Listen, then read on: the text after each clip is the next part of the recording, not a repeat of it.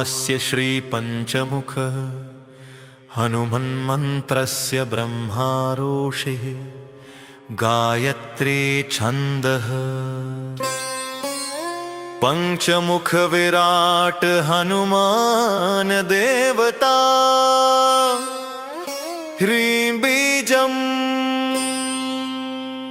श्रीं शक्ति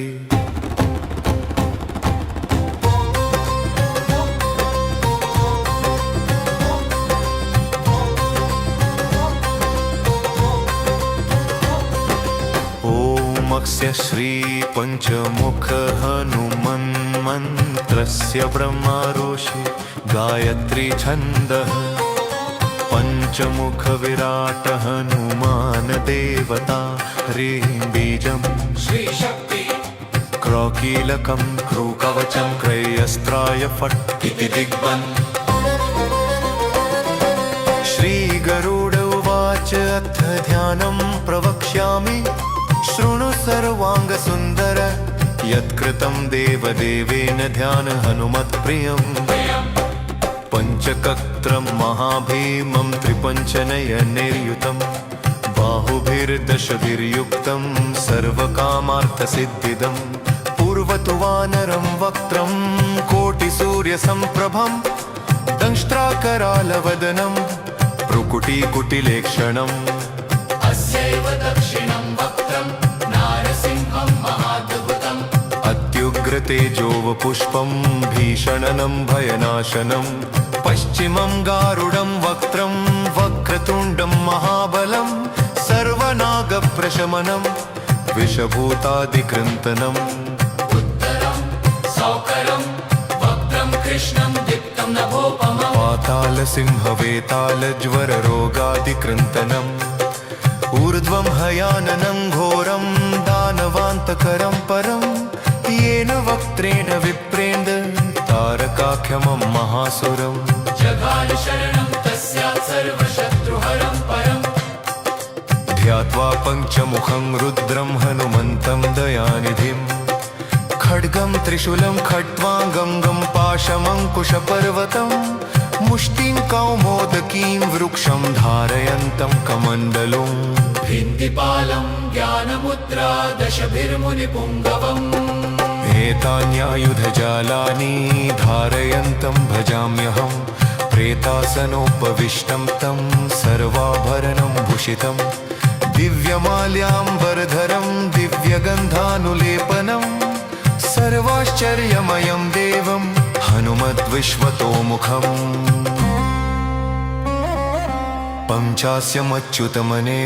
पञ्चास्यमच्युतमनेकविचित्रवर्णवक्त्रं शशाङ्कशखरं कपिराजवर्यम् पीताम्बराद्रिं मुकुटैरूपशोभिताङ्गं पिङ्गाक्षमाद्यमनिशं मनसा स्मरामि मर्कतेशं महोत्राहं सर्वशत्रुहरः परं शत्रुं संहर मा रक्ष श्रीमन्नपदमुद्धर ॐ हरिमर्कटमर्केतु मन्त्रमिदं परिलिख्यति लिख्यति वामतले यदि नश्यति नश्यति शत्रुकुलं यदि मुञ्चति मुञ्चति वामलता ॐ हरे मर्कटाय स्वाहा ॐ नमो भगवते पञ्चवदनाय पूर्वकपिमुखाय सकलशत्रुसंहारकाय स्वाहा ॐ नमो भगवते पञ्चवदनाय दक्षिणमुखाय करालवदनाय नरसिंहाय सकलभूतप्रमथनाय स्वाहा ॐ नमो भगवते पञ्चवदनाय पश्चिममुखाय गरुडाननाय सकलविषहराय स्वाहा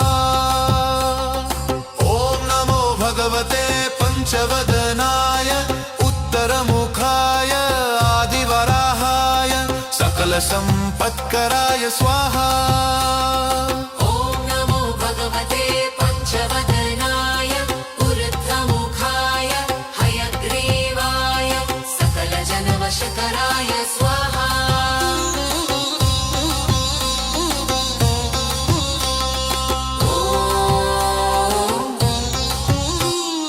ॐ अस्य श्रीपञ्चमुखी हनुमत्कवचस्तोत्रमन्त्रस्य श्रीरामचन्द्र ऋषिरनुष्टुपच्छन्द श्रीसीतारामचन्द्रो देवता हनुमानति बीजं वायुदेवता इति शक्ति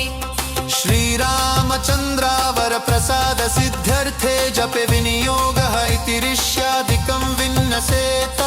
ॐ अग्जनीसुताय अङ्गुष्ठाभ्यां नमः ॐ रुद्रमूर्तये तर्जनीभ्यां नमः ॐ वायुपुत्राय मध्यमाभ्यां नमः ॐ अग्निगर्भाय अनामिकाभ्यां नमः ॐ रामदूताय कनिष्ठिकाभ्यां नमः ॐ पञ्चमुख हनुमते करतलकरपृष्ठाभ्यां नमः ॐ अञ्जनीसुताय हृदयाय नमः ॐ रुद्रमूर्तये शिरसे स्वाहा ॐ वायुपुत्राय शिखायैव षट् ॐ अग्निगर्भाय कवचाय हम् ॐ रामदूताय नेत्रत्रयाय वो षट् ॐ पञ्चमुख हनुमते अस्त्राय फट् पञ्चमुख हनुमते अस्त्राय फट् पञ्चमुख हनुमते स्वाहा इति दिग्बन्धन् वन्दे वानरनारसिंहखगराक्रोडाश्ववक्त्रान्वितं दिव्यालङ्करनं त्रिपञ्चनयनं दीप्यमानं रुचा हस्ताब्जैरसिखेटपुस्तकसुधा कुम्भाङ्कुशाद्रिं हलं खट्वाङ्गं फणिभूरुहं दशभुजं सर्वरिवीरापहम् ॐ श्रीरामदूताय आञ्जनेयाय वायुपुत्राय महाबलपराक्रमाय सीता दुःखनिवारणाय लङ्कादहनकारणाय महाबलप्रचण्डाय फाल्गुनसखाय कोलाहलसकलब्रह्माण्ड विश्वरूपाय सप्तसमुद्रनिर्लङ्घनाय पिङ्गलनयनाय अमितविक्रमाय सूर्यबिम्बफलसेवनाय दुष्टनिवारणाय दृष्टिनिरालङ्कृताय सञ्जीविनी सञ्जीविताङ्गद लक्ष्मण महाकपिसैन्यप्राणदाय दशकण्ठविध्वंसनाय रामेष्टाय महाफाल्गुनसखाय सीतासहित रामवरप्रदाय षट्प्रयोगागम पञ्चमुखवीर हनुमन्मन्त्रजपे विनियोगः ॐ हरिमर्कटमर्कटाय बं बं बं बं बं बं वो षट् स्वाहा ॐ हरिमर्कटमर्कटाय फं फं फं फं फं फट् स्वाहा ॐ हरिमर्कटमर्कटाय खें खें खें खें खेमार्णाय स्वाहा ॐ हरिमर्कटमर्कटाय लुं लुं लुं लुलुं आकर्षित सकल सम्पत्कराय स्वाहा ॐ हरिमर्कटमर्कटाय धन धन धन धन धन शत्रुस्तम्भनाय स्वाहा ॐ टन् टन् टन् टन् टं कूर्ममूर्तये पञ्चमुखवीर हनुमते परयन्त्र परतन्त्रोच्चाटनाय स्वाहा ॐ कं खं गं घं चं चं जं झं टन् टन् डन् डन् टन् डन् तन् थन् दन् धं भं पं फं भं भं भं यं रलं वं शं शं समं लं शं स्वाहा इति दिग्बन्धः ॐ पूर्वकपिमुखाय पञ्चमुख हनुमते टन् टन् टन् टन् टन् टन् टन् सकलशत्रुसंहरणाय स्वाहा ॐ दक्षिणमुखाय पञ्चमुख हनुमते करालवदनाय नरसिंहाय ॐ ह्रीं ह्रीं ह्रीं ह्रूं ह्रीं सकलभूतप्रेतदमनाय स्वाहा ॐ पश्चिममुखाय गरुडाननाय पञ्चमुख हनुमते मं मं मं मं मं मं सकलविषहराय स्वाहा ॐ उत्तरमुखाय आदिवराहाय लल्लल्लल्लल्लं नृसिंहाय नीलकण्ठमूर्तये पञ्चमुख हनुमते स्वाहा ऊर्ध्वमुखाय हयग्रीवाय रुमुरुं रुमुरुं रुद्रमूर्तये सकलप्रयोजननिर्वाहकाय स्वाहा ॐ अञ्जनीसुताय वायुपुत्र पुत्राय महाबलाय सीता शोकनिवारणाय श्रीरामचन्द्रकपापादुकाय महावीर्य प्रमथनाय ब्रह्माण्डनाथाय कामदाय पञ्चमुखवीर हनुमते स्वाहा भूत प्रेत पिशाच ब्रह्म राक्षस शाकिनी डाकिन्यन्तरिक्ष ग्रह परयन्त्र परतन्त्रोच्चाटनाय स्वाहा सकल प्रयोजन निर्वाहकाय पञ्चमुखवीर हनुमते श्रीरामचन्द्र वर प्रसादाय जं जं जं जं स्वाहा इदं कवचं पठित्वा तु महाकवचं पठेन्नरः एकवारं जपेत् स्तोत्रं सर्वशत्रुनिवारणम् द्विवारं तु पठेन् नित्यं पुत्रपौत्रप्रवर्धनम् त्रिवारं च पठेन् नित्यं सर्वसम्पत्करं शुभम् चतुर्वारं पठेन् नित्यं सर्वरोगनिवारणम् पञ्चवारं पठेन् नित्यं सर्वलोकवशङ्करम् षडारं च पठेन् नित्यं सर्वदेववशङ्करम् सप्तवारं पठेन् नित्यं सर्वसौभाग्यदायकम् अष्टवारं पठेन् नित्यमिष्टकामार्थसिद्धिदम् नववारं पठेन् नित्यं राजभोगमवाप्नुयात् दशवारं पठेन् नित्यं त्रैलोक्यज्ञानदर्शनम् रुद्रावृत्तिं पठेन् नित्यं सर्वसिद्धिर्भवेद्धवम् निर्बलो रोगयुक्तश्च महाव्याध्यादिपीडितः कवचस्मरणेनैव महाबलमवाप्नुयात्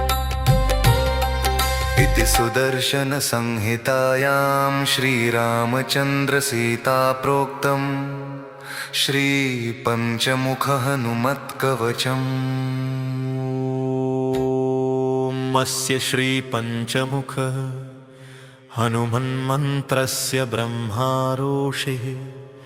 गायत्री छन्दः पञ्चमुख विराट हनुमान देवता ह्रीं बीजम् श्रीं शक्ति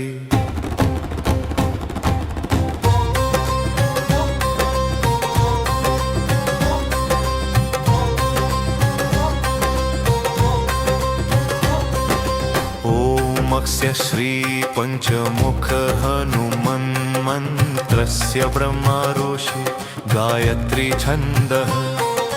पञ्चमुख विराट हनुमान देवता ह्रीं बीजम् श्रीशक्ति क्रौकीलकं क्रूकवचं क्रयस्त्राय फट् इति दिग्बन् श्रीगरुड उवाच अथ ध्यानं प्रवक्ष्यामि शृणु सर्वाङ्गसुन्दर यत्कृतं देवदेवेन ध्यान हनुमत्प्रियम् पञ्चकत्रं महाभीमं त्रिपञ्चनयनैर्युतं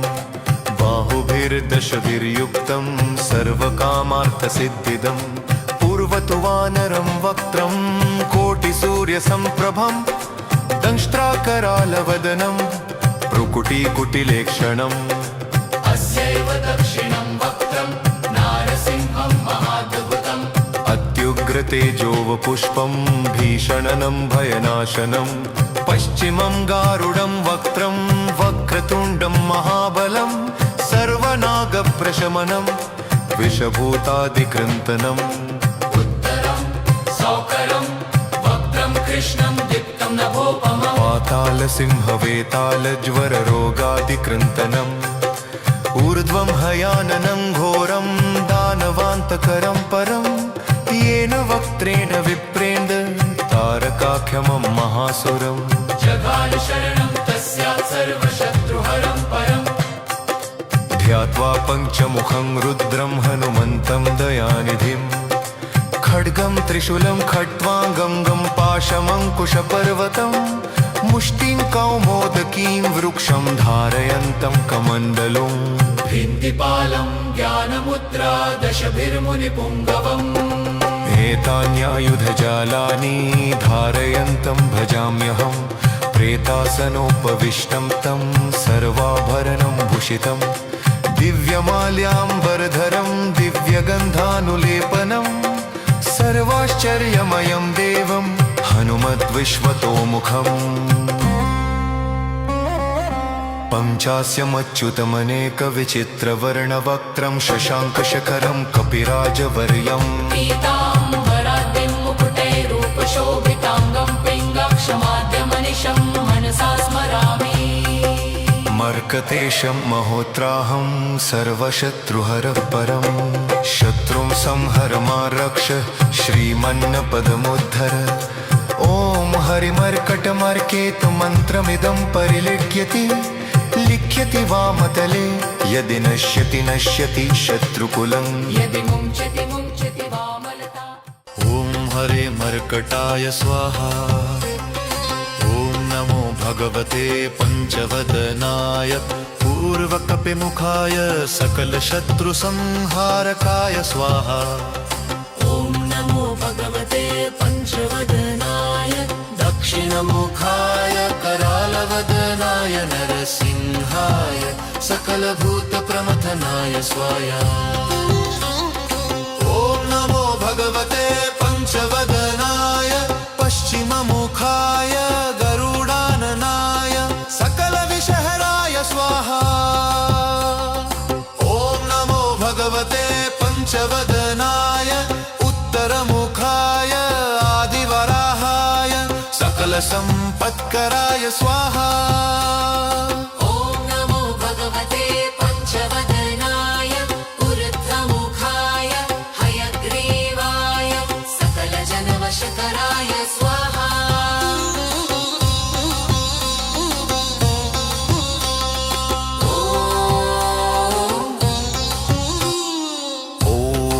स्य श्रीपञ्चमुखी हनुमत्कवचस्तोत्रमन्त्रस्य श्रीरामचन्द्र ऋषिरनुष्टुपच्छन्द श्रीसीतारामचन्द्रो देवता हनुमानतिबीजं वायुदेवता इति शक्ति श्रीरामचन्द्रावरप्रसादसिद्ध्यर्थे जपे विनियोगः इति ऋष्यादिकं विन्नसेत ॐ अग्जनीसुताय अङ्गुष्ठाभ्यां नमः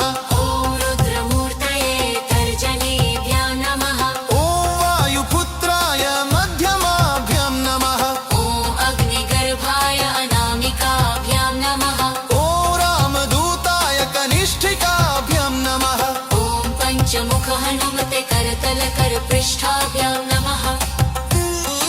ॐ अञ्जनीसुताय हृदयाय नमः ॐ रुद्रमूर्तये शिरसे स्वाहा ॐ वायुपुत्राय शिखायैव षट् ॐ अग्निगर्भाय कवचाय हम् ॐ रामदूताय नेत्रत्रयाय वो षट् ॐ पञ्चमुख हनुमते अस्त्राय फट् पञ्चमुख हनुमते अस्त्राय फट् पञ्चमुख हनुमते स्वाहा इति दिग्बन्धन् वन्दे वानरनारसिंहखगराक्रोडाश्ववक्त्रान्वितं दिव्यालङ्करनं त्रिपञ्चनयनं देदीप्यमानं रुचा हस्ताब्जैरसिखेटपुस्तकसुधा कुम्भाङ्कुशाद्रिं हलं खट्वाङ्गं फणिभूरुहं दशभुजं सर्वरिवीरापहम् ॐ श्रीरामदूताय आञ्जनेयाय वायुपुत्राय महाबलपराक्रमाय सीता दुःखनिवारणाय लङ्कादहनकारणाय महाबलप्रचण्डाय फाल्गुनसखाय कोलाहलसकलब्रह्माण्ड विश्वरूपाय सप्तसमुद्रनिर्लङ्घनाय पिङ्गलनयनाय अमितविक्रमाय सूर्यबिम्बफलसेवनाय दुष्टनिवारणाय दृष्टिनिरालङ्कृताय सञ्जीविनी सञ्जीविताङ्गद लक्ष्मण महाकपिसैन्यप्राणदाय दशकण्ठविध्वंसनाय रामेष्टाय महाफाल्गुनसखाय सीतासहित रामवरप्रदाय षट्प्रयोगागम पञ्चमुखवीर हनुमन्मन्त्रजपे विनियोगः ॐ हरिमर्कटमर्कटाय बं बं बं बं बं बं वो षट् स्वाहा ॐ मर्कटमर्कटाय फं फं फं फं फं फट् स्वाहा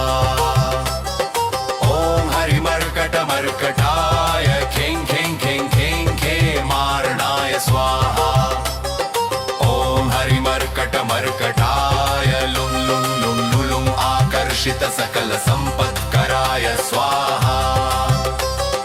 ॐ हरिमर्कटमर्कटाय धन धन धन धन धन शत्रुस्तम्भनाय स्वाहा ॐ टं टं टं टं टं कूर्ममूर्तये पञ्चमुखवीर हनुमते परयन्त्र परतन्त्रोच्चाटनाय स्वाहा ॐ कं खं गं घं चं चं जं झं टं टं डं डं टं डं तं थं दं धं भं पं फं भं भं भं यं रलं वं शं शं समं लं शं स्वाहा इति दिग्बन्धः ॐ पूर्वकपिमुखाय पञ्चमुख हनुमते टं टं टं टं टं टं टं सकल शत्रु संहरणाय स्वाहा ॐ दक्षिणमुखाय पञ्चमुख हनुमते करालवदनाय नरसिंहाय ॐ ह्रीं ह्रीं ह्रीं ह्रूं ह्रीं सकल भूत प्रेत दमनाय स्वाहा ॐ पश्चिममुखाय गरुडाननाय पञ्चमुख हनुमते मं मं मं मं मं मं सकल विषहराय स्वाहा ॐ उत्तरमुखाय आदिवराहाय लल्लल्लल्लल्लं नृसिंहाय नीलकण्ठमूर्तये पञ्चमुख हनुमते स्वाहा ऊर्ध्वमुखाय हयग्रीवाय रुं रुं रुं रुं रुद्रमूर्तये सकलप्रयोजननिर्वाहकाय स्वाहा ॐ अञ्जनीसुताय वायुपुत्राय महाबलाय सीताशोकनिवारणाय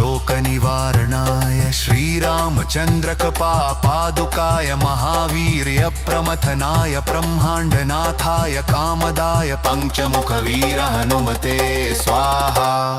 भूतप्रेत पिशाच ब्रह्मराक्षस शाकिनीडाकिन्यन्तरिक्षग्रह परयन्त्र परतन्त्रोच्चटनाय स्वाहा सकल प्रयोजन निर्वाहकाय पञ्चमुखवीर हनुमते श्रीरामचन्द्र वरप्रसादाय जं जं जं जं स्वाहा इदं कवचं पठित्वा तु महाकवचं पठेन्नरः एकवारं जपेत् स्तोत्रं सर्वशत्रुनिवारणम् द्विवारं तु पठेन् नित्यं पुत्रपौत्रप्रवर्धनम् त्रिवारं च पठेन् नित्यं सर्वसम्पत्करं शुभम् चतुर्वारं पठेन् नित्यं सर्वरोगनिवारणम् पञ्चवारं पठेन् नित्यं सर्वलोकवशङ्करम् षडारं च पठेन् नित्यं सर्वदेववशङ्करम् सप्तवारं पठेन् नित्यं सर्वसौभाग्यदायकम् अष्टवारं पठेन् नित्यमिष्टकामार्थसिद्धिदम् नववारं पठेन् नित्यं राजभोगमवाप्नुयात् दशवारं पठेन् नित्यं त्रैलोक्यज्ञानदर्शनम् रुद्रावृत्तिं पठेन् नित्यं सर्वसिद्धिर्भवेद्धवम् निर्बलो रोगयुक्तश्च महाव्याध्यादिपीडितः कवचस्मरणेनैव महाबलमवाप्नुयात् इति सुदर्शनसंहितायां श्रीरामचन्द्रसीताप्रोक्तम् श्रीपञ्चमुखहनुमत्कवचम् अस्य श्रीपञ्चमुख हनुमन्मन्त्रस्य ब्रह्मारोषिः गायत्री छन्दः पञ्चमुख विराट हनुमान देवता ह्रीं बीजम् श्रीं शक्ति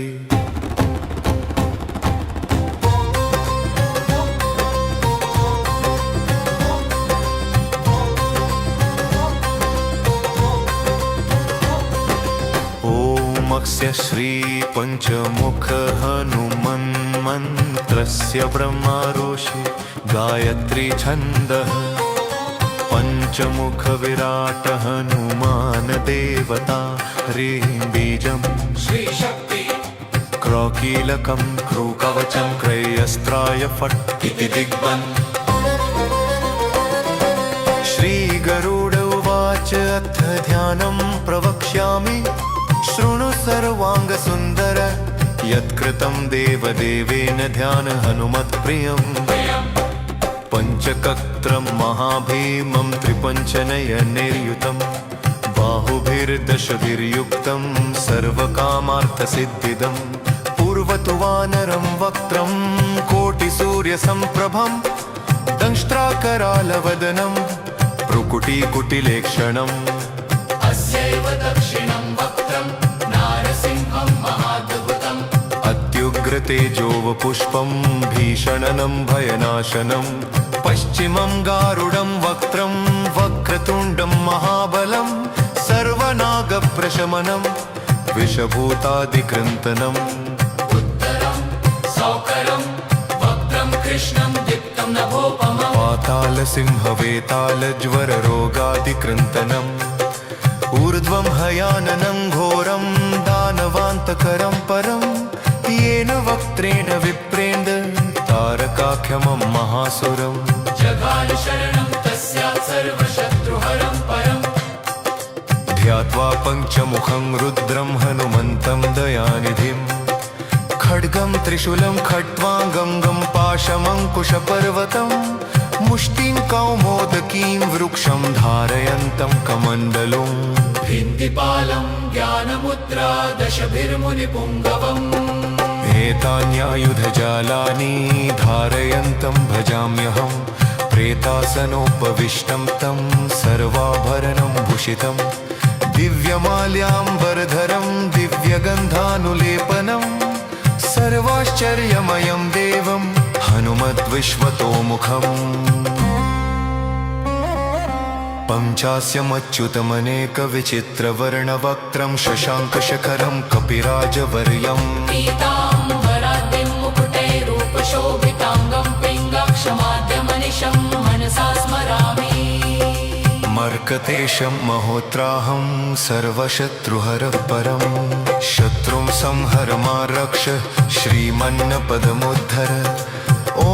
हरिमर्कटमर्केतु मन्त्रमिदं परिलिख्यति लिख्यति वामतले यदि नश्यति नश्यति शत्रुकुलं यदि मुञ्चति मुञ्चति वामलता ॐ हरे मर्कटाय स्वाहा ॐ नमो भगवते पञ्चवदनाय पूर्वकपिमुखाय सकलशत्रुसंहारकाय स्वाहा ॐ नमो भगवते पञ्चवदनाय दक्षिणमुखाय करालवदनाय नरसिंहाय सकलभूतप्रमथनाय स्वाहा ॐ नमो भगवते पञ्चवदनाय पश्चिममुखाय गरुडाननाय सकलविषहराय स्वाहा ॐ नमो भगवते पञ्चवदनाय उत्तरमुखाय आदिवराहाय सकलसम्पत्कराय स्वाहा ॐ नमो भगवते पञ्चवदनाय ऊर्ध्वमुखाय हयग्रीवाय सकलजनवशकराय स्वाहा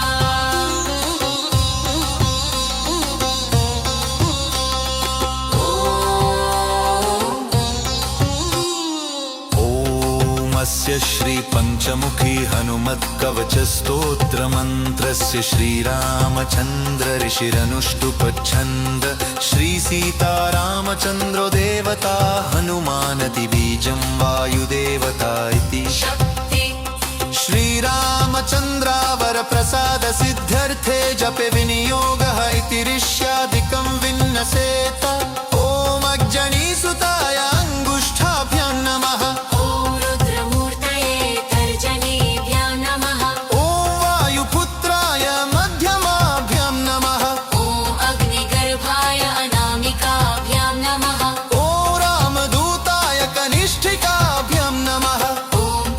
मुख हनुमते करतल कर पृष्ठाभ्यां नमः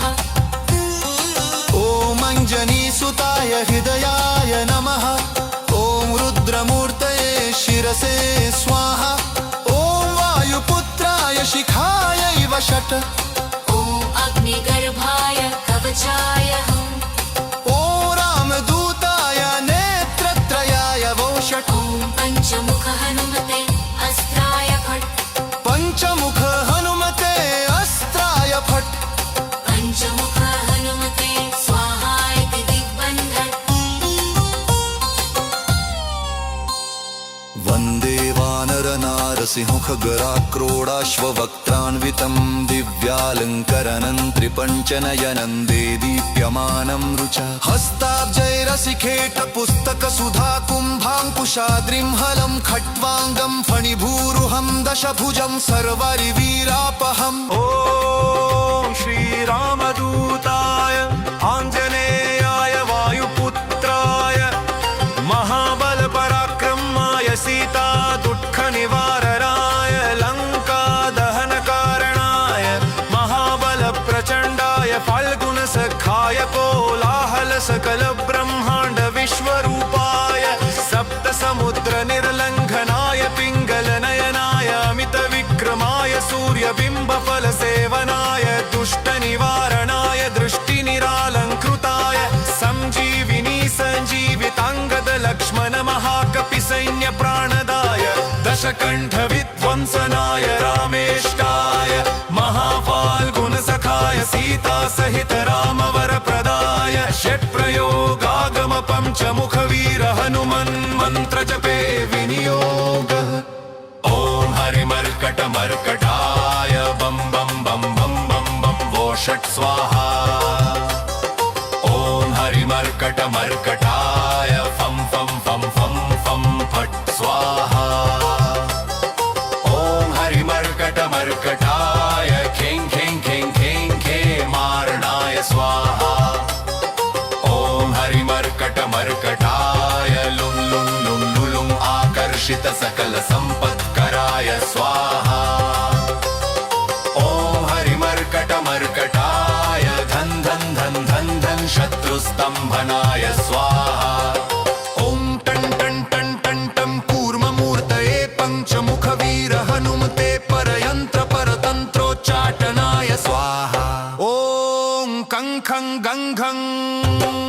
चं चं जं झं टं टं डं डं टं डं तं थं दं धं भं पं फं भं भं भं यं रलं वं शं शं समं लं शं स्वाहा इति दिग्बन्धः ॐ पूर्वकपिमुखाय पञ्चमुख हनुमते टं टं टं टं टं टं टं सकलशत्रुसंहरणाय स्वाहा ॐ दक्षिणमुखाय पञ्चमुख हनुमते करालवदनाय नरसिंहाय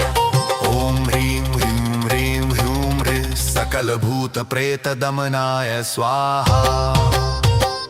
ॐ पश्चिममुखाय गरुडाननाय पञ्चमुख हनुमते मं मं मं मं मं मं सकलविषहराय स्वाहा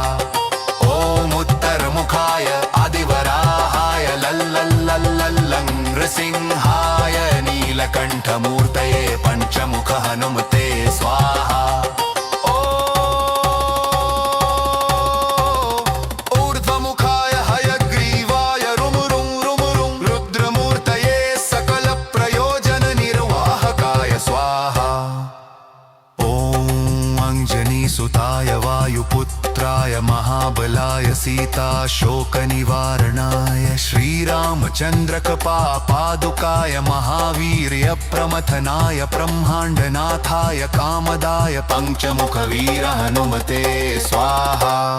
भूतप्रेतपिशाच ब्रह्मराक्षसशाकिनीडाकिन्यन्तरिक्षग्रहपरयन्त्र परतन्त्रोच्चटनाय स्वाहा सकलप्रयोजननिर्वाहकाय पञ्चमुखवीर हनुमते श्रीरामचन्द्रवरप्रसादाय जं जं जं जं स्वाहा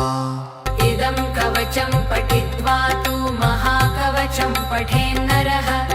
एकवारं जपेत् स्तोत्रं सर्वशत्रुनिवारणम् द्विवारं तु पठे नित्यं पुत्रपौत्रप्रवर्धनम् त्रिवारं च पठे नित्यं सर्वसम्पत्करं शुभम् चतुर्वारं पठेत् नित्यं सर्वरोगनिवारणम् पञ्चवारं पठेत् नित्यं सर्वलोकवशङ्करम् षडारं च पठेन्नित्यं सर्वदेववशङ्करम्